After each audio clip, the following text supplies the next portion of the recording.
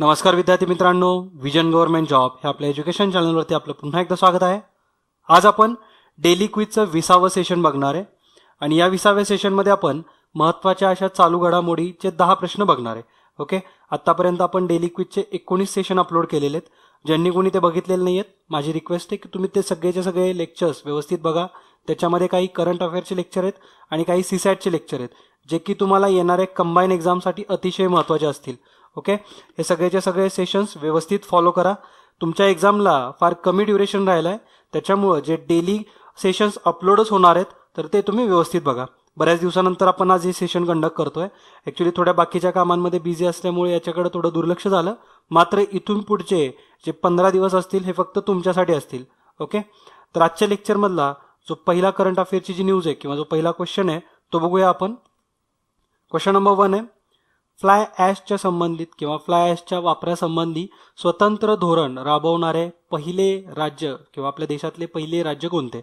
Okay, तर fly ash याच्या वापरासंबंधित एक स्वतंत्र धोरण बनवणारं आपल्या देशामधलं जे राज्य आहे ते म्हणजे महाराष्ट्र. म्हणजे महाराष्ट्र या राज्याने हे फ्लाय ॲश वापरण्यासंबंधित स्वतंत्र धोरण बनवलं आहे. ओके, आणि फ्लाय ॲश ही काय असते? तर फ्लाय ॲश म्हणजे राख. ओके, आणि ही जी फ्लाय ॲश आहे म्हणजे ही जी राख आहे ही अशी राख आहे जी औष्णिक केंद्रांमध्ये मिळते किंवा औष्णिक केंद्रांमध्ये जे विघटन होऊन जे शिल्लक राहती राख, तर ती ही राख असते. त्याच्याबरोबर बायोमास प्रकल्पांमध्ये जी राख शिल्लक राहते ती पण फ्लाय ॲशमध्ये येते. त्याचबरोबर जे विद्युत निर्मिती केंद्रामध्ये जी राख उपलब्ध होते किंवा जी राख राहते तर ही सुद्धा या फ्लाय ॲश कॅटेगरीमध्ये मोडते. ओके, तर अशा प्रकारच्या फ्लाय ॲशच्या वापरासंबंधित स्वतंत्र धोरण राबवणारं देशातलं पहिलं राज्य कोणतं? तर ते म्हणजे आपलं महाराष्ट्र. ओके, या लेक्चरमध्ये तुम्हाला बरेच सोपे सुद्धा प्रश्न वाटतील. मात्र हे आपलं रिव्हिजनसाठीचं सेशन असणार आहे. याच्यामध्ये आपला जो फोकस असणार आहे हा रिव्हिजनवरती जास्तीत जास्त असणार आहे. ओके, त्याच्यामुळे तुमचा एखादा पॉईंट इथं कुठून वाचण्यात मिस झाला असेल तो इथून कव्हर होऊन जाईल. ओके, क्वेश्चन नंबर 2 आता बघूया.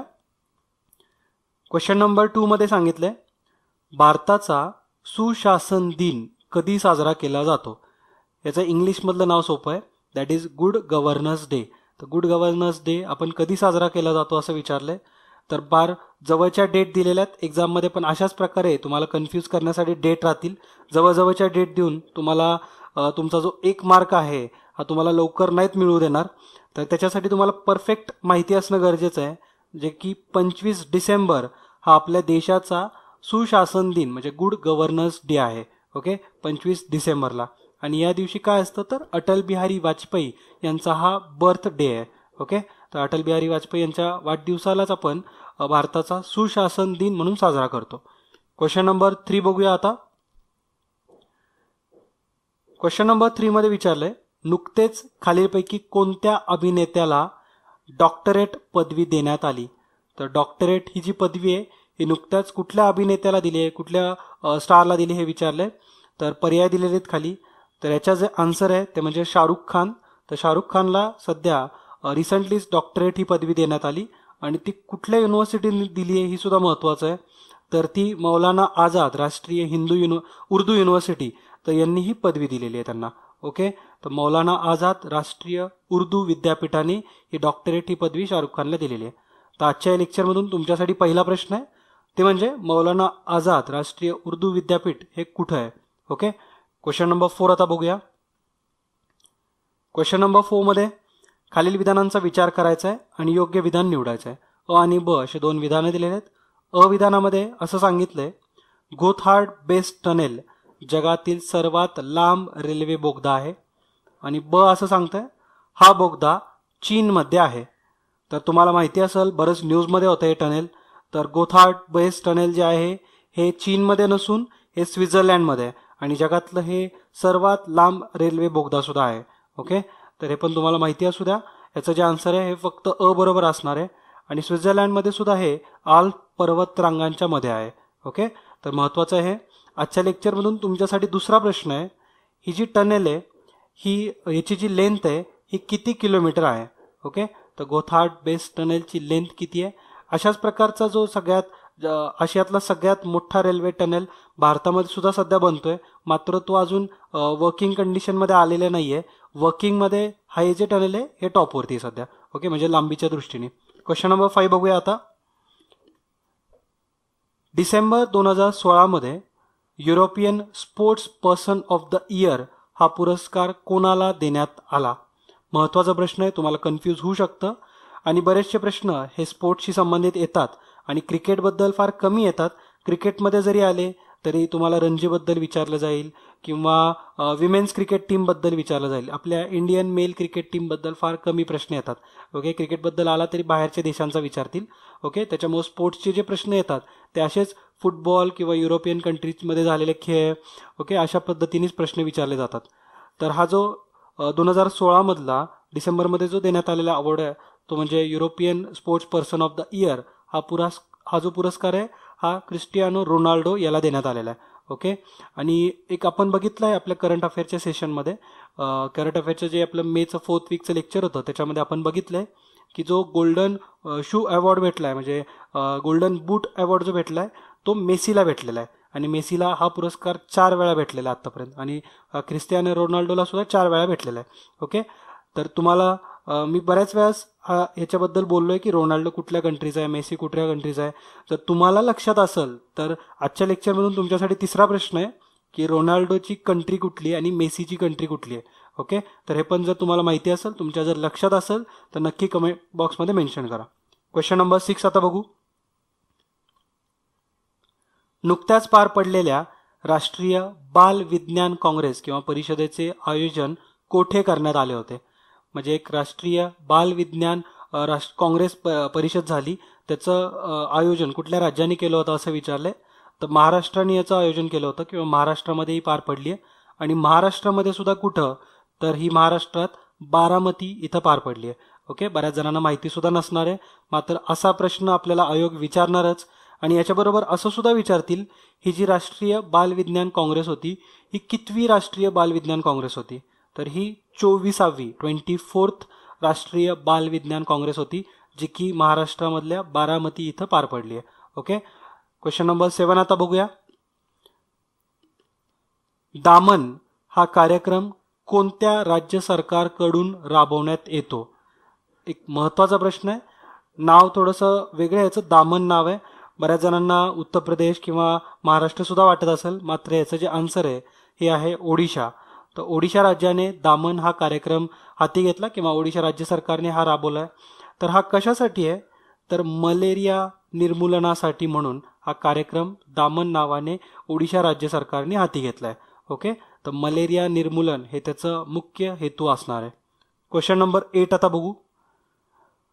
प्रश्न 8 असा आहे, किर्लोस्कर वसुंधरा पुरस्कार खालीलपैकी कोणाला देण्यात आला? अतिशय महत्त्वाचा प्रश्न आहे, या लेक्चरमधला एकदम स्टार क्वेश्चन हा. व्यवस्थित याच्याबद्दलचे नोट्स बनवा. किर्लोस्कर वसुंधरा पुरस्कार आहे, हा जो पुरस्कार आहे हा अय्यप्पा मस्गी यांना देण्यात आलेला आहे. आणि हे जे अय्यप्पा मस्गी आहेत हे कोण आहेत? तर हे यांनी बरेचसे पाण्यासाठी किंवा पाणी टंचाईवरती उपाय शोधण्यासाठी म्हणून बरेचसे कार्यक्रम चालवले. त्यांना बेंगलोरमधील वॉटर वॉरियर या नावाने सुद्धा ओळखलं जातं. ओके, तर वॉटर वॉरियर या नावाने कुणाला ओळखतात? तर अय्यप्पा मस्गी. ओके, आणि यांना जो हा किर्लोस्कर वसुंधरा पुरस्कार आहे हा किर्लोस्कर वसुंधरा आंतरराष्ट्रीय चित्रपट महोत्सवमध्ये देण्यात आला. आणि हा महोत्सव जो आहे म्हणजेच किर्लोस्कर वसुंधरा आंतरराष्ट्रीय चित्रपट महोत्सव हा पुण्यामध्येच पार पडला. पुण्यामध्ये सुद्धा कोथरूडमध्येच पार पडला आहे तो. ओके, आणि हे जे अय्यप्पा मस्गी आहेत यांना वॉटर वॉरियर, बेंगलोरचे वॉटर वॉरियर या नावाने ओळखलं जातं. याच्यासोबतच हे जे इंटरनॅशनल अवॉर्ड झाला आहे, हा जो आंतरराष्ट्रीय चित्रपट महोत्सव झाला आहे, याच्यामध्ये बरेचसे आणखीन अवॉर्डसुद्धा देण्यात आले होते. ते सुद्धा तुम्ही व्यवस्थित लिहून शकता. ते म्हणजे पहिला एक अवॉर्ड आहे वसुंधरा मित्र कार्यकर्ता, हा एक अवॉर्ड आहे जो की रामदास कोकरे यांना देण्यात आला. ते वेंगुर्ल्याचे आहेत. तर रामदास कोकरे यांना वसुंधरा मित्र कार्यकर्ता हा पुरस्कार देण्यात आलेला आहे. हे एक शासकीय सेवक आहेत. शासकीय सेवेमध्ये राहून सुद्धा त्यांनी पर्यावरणासाठी भरपूर काम केलेलं आहे, म्हणून हा त्यांना पुरस्कार देण्यात आलेला आहे. ओके, आणि ही जी न्यूज आहे ही आपल्या लोकसत्तामध्ये आली होती. ओके, म्हणजे जे कोणी लोकसत्ता फॉलो करतात त्यांना याचं आन्सर ऑब्व्हियस आलंच असेल. आणि जर तुम्ही व्यवस्थित अशाच प्रश्नांकडं, असे जर प्रश्न तुम्ही जर वाचले नसतील किंवा अशा जर न्यूज वाचल्या नसतील तर लोकसत्तामधलं बाकी काहीच वाचायसारखं नाही आहे. ओके, म्हणजे आपण अभ्यास करतोय म्हणजे आपण याच गोष्टींवरती जास्त फोकस ठेवला पाहिजे. बाकीच्या न्यूज म्हणजे जसं स्पोर्ट्सच्या न्यूज असतील किंवा बाकीच्या कुठल्याही न्यूज असतील, ओके, तर त्या वाचण्याची गरज नाही आहे पेपरमधून. तर पेपरमधून तुम्ही इकॉनॉमिक्सशी संबंधित, अर्थशास्त्राशी संबंधित जे काही आहे, त्याचबरोबर जे पुरस्कार कुठल्या तरी राज्य सरकारने दिलेले असतात किंवा महाराष्ट्रामध्ये जे पुरस्कार होतात, ओके, तर अशा प्रकारचे फेमस पुरस्कारांबद्दल तुम्हाला माहिती असलीच पाहिजे. ओके, तर बाकीचं काही वाचण्यासाठी न्यूजपेपर नाही आहे तुमच्यासाठी. सध्या न्यूजपेपर म्हणजे फक्त एक करंट अफेअर वाचण्यासाठी म्हणूनच असला पाहिजे. ओके, या पुरस्कारामध्ये आणखीन एक पुरस्कार देण्यात आला होता, तो म्हणजे central water and power research स्टेशनला. ओके, हे पुण्यामध्येच ॲक्च्युली याचं हेड ऑफिस आहे, central water and power research station. तर या संस्थेला सुद्धा वसुंधरा मित्र संस्था हा पुरस्कार देण्यात आला आहे. ओके, तर हे तुम्ही व्यवस्थित लक्षात ठेवा. आणखीन एक पुरस्कार आहे जो की वसुंधरा मित्र फिल्म मेकर पुरस्कार देण्यात आला होता आणि त्यांचं नाव सध्या मी विसरतोय, सुबिल नलामुथ्थू असं काहीतरी नाव आहे त्यांचं. ओके, तर तुम्ही व्यवस्थित सर्च करून घ्या. ही न्यूज सुद्धा तुम्हाला अवेलेबल होऊन जाईल जर गुगल केलं तर, आणि सगळी इन्फॉर्मेशन तिथून भेटून जाईल. ओके, तर एकूण अशा प्रकारचे 4 पुरस्कार देण्यात आले होते. हा जो किर्लोस्कर वसुंधरा पुरस्कार आहे आता अय्यप्पा मस्गी यांना देण्यात आलेला आहे. ओके, त्यानंतर central water and power research station याला वसुंधरा मित्र संस्था पुरस्कार देण्यात आलेला आहे. आणि जे वेंगुर्ल्याचे रामदास कोकरे आहेत यांना वसुंधरा मित्र कार्यकर्ता हा पुरस्कार देण्यात आला आहे. आणि चौथा जो पुरस्कार आहे तो म्हणजे वसुंधरा मित्र फिल्म मेकर पुरस्कार हा सुबीर नलामुथ्थू यांना देण्यात आला आहे. ओके, माझ्याकडून नाव मे बी प्रोनाऊन्स चुकत असेल तर तुम्ही व्यवस्थित करेक्ट करून घ्या. क्वेश्चन नंबर 9 बघूया आता आपण. हा पण एक इंटरेस्टिंग क्वेश्चन आहे. याच्यामध्ये पार्वती गिरी यांच्याबद्दल दिलेल्या विधानांचा विचार करा व अयोग्य विधान निवडा. ओके, तर ह्या ज्या पार्वती गिरी ज्या होत्या यांच्याबद्दल आपल्याला विधानांचा विचार करायचा आहे, अयोग्य विधान निवडायचं आहे. पहिला पर्याय असं सांगतंय, त्यांच्या नावाने सध्या एक जलसिंचन योजना सुरू केली आहे. दुसरा विधान आहे, दुसरा पर्याय आहे, त्या शेतकऱ्यांच्या हक्कासाठी लढत आहेत. आणि तिसरा पर्याय आहे, त्या एक स्वतंत्र सेनानी होत्या. ओके, तर याच्यामध्ये जे आपलं अयोग्य विधान आहे ते म्हणजे दुसरं विधान हे अयोग्य आहे. पहिलं विधान योग्य आहे, त्यांच्या नावावरती सध्या एक जलसिंचन योजना सुरू करण्यात आलेली आहे आणि त्या एक स्वातंत्र्य सेनानी होत्या ज्यांचं निधन 1995 मध्ये झालेलं आहे.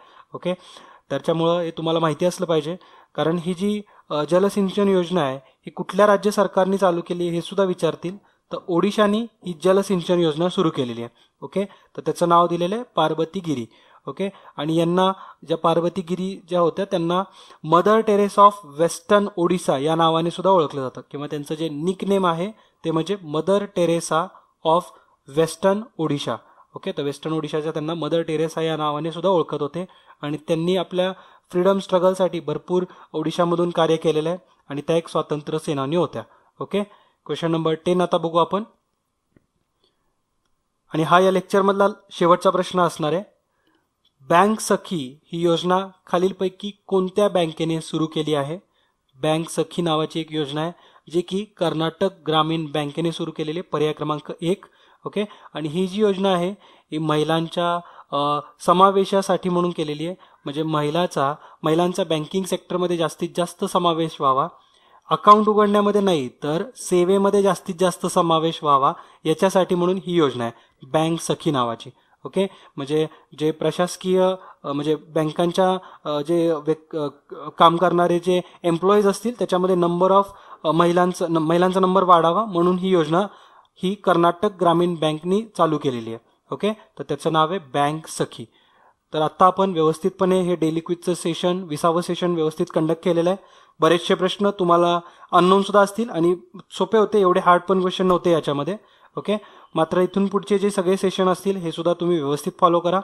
डेली क्विज 21 मध्ये आपण करंट अफेअर बद्दल आपल्या ज्या सीसॅट बद्दलचे जे क्वेश्चन्स आहेत ते सॉल्व्ह करणार आहे. ओके, तर व्यवस्थित त्याला सुद्धा तुम्ही फॉलो करा. आणि 2-3 दिवसापासून मी बऱ्याचशा कमेंटला रिप्लाय दिलेलं नाहीये, मात्र इथून पुढं तुम्हाला व्यवस्थित सगळ्या कमेंट्सला रिप्लाय देईल. थोडंसं बिझी असल्यामुळे रिप्लाय देणं शक्य झालेलं नाहीये, तर त्याच्यापासून मनापासून सॉरी. तर व्यवस्थित आता इथून पुढे रिप्लाय देत जाईल आणि तुम्ही सुद्धा अभ्यासाला लागा, कारण तुमच्याकडं मोजून फक्त 15 दिवस राहिलेले आहेत आणि या 15 दिवसामध्ये तुम्हाला भरपूर अभ्यास करायचा आहे. ओके, तर भेटूया पुढच्या सेशन्समध्ये. तोपर्यंत जय हिंद, जय महाराष्ट्र. धन्यवाद.